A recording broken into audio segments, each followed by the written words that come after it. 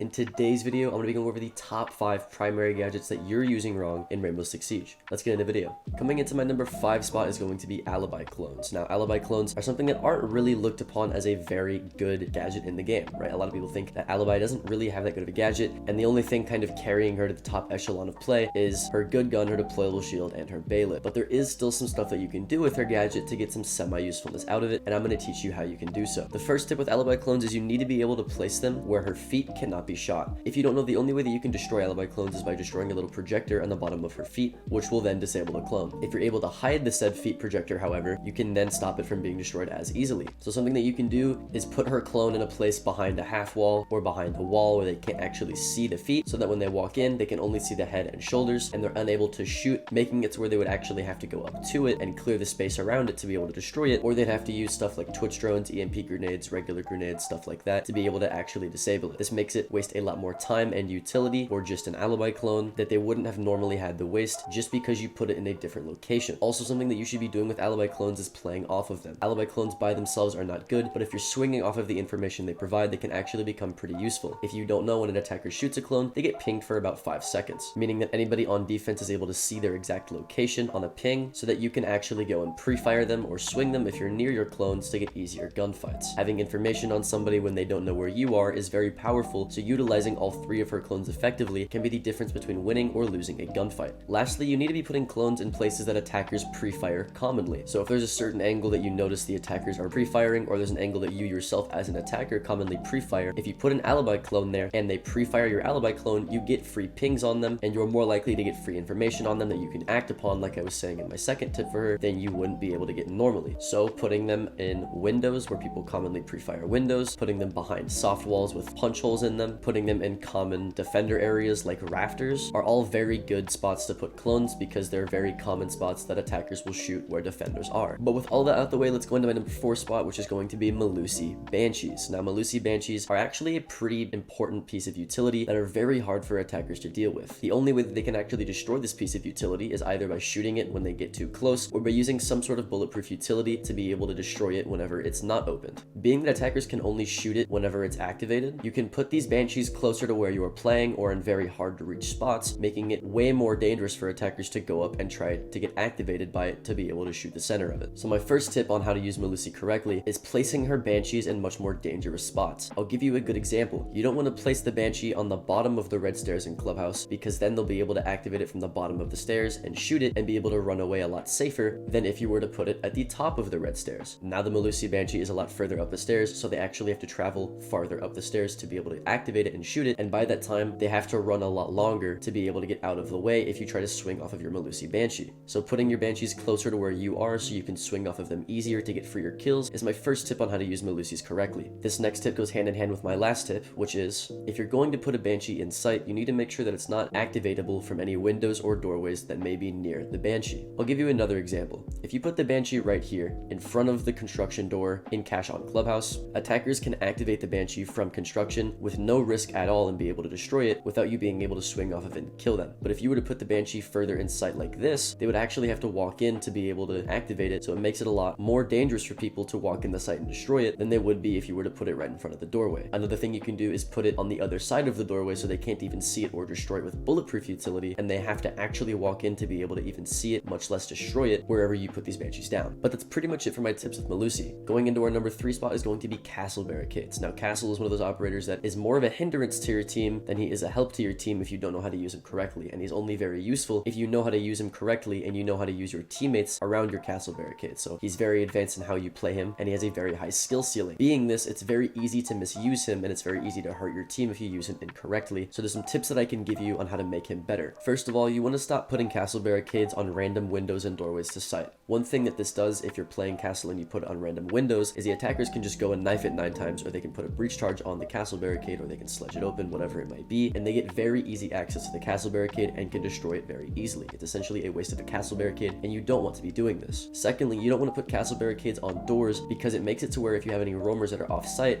they can't come back into the objective and help you out if you need it when the door on site is castled off. Now, there are certain exceptions to this rule, but even then, when you do these certain exceptions, you want to be telling your team beforehand so that when they come running back to site and there's a random door or window castled off to the room and that's their only way back in, they're not surprised when when they see it. What you do want to be doing as castle though, is you want to be putting your castle barricades deep into the building so that attackers actually have to clear out space to be able to get to them, but also if they don't clear out that space, that castle barricade is protecting something like bandit charges or a bandit trigger on a certain wall. A great example is the jacuzzi wall inside of Clubhouse. People like to play bandit and trick the wall a lot, so you can put a castle barricade on the door to their left to be able to cover them from the window on gym. But castle barricades like that protect pieces of utility that attackers can't get to is a primary example of how to play castle correctly. Also, for a more advanced tip, you want to be using castle setups to extend sites. So if you have a site that's very cramped and you want to be able to make the site bigger, you can use castle barricades to close off windows and doorways outside of a certain room that you want to extend to then be able to play that side of the map more safely and to waste a lot of the attackers' time when they try to destroy the castle barricades. Castle's a very advanced operator, and the more you know how to play him, the better he will be for your team, and that's why you need to learn how to use him correctly. Coming into my second place spot is going to be Azami. Now, Azami is like Castle in the sense where she has a very high skill ceiling. The better you know how to play her, the better she's going to be. But she's also like Castle in a sense where if you put her barriers in the wrong spots, you can actually be more of a hindrance to your team than a help.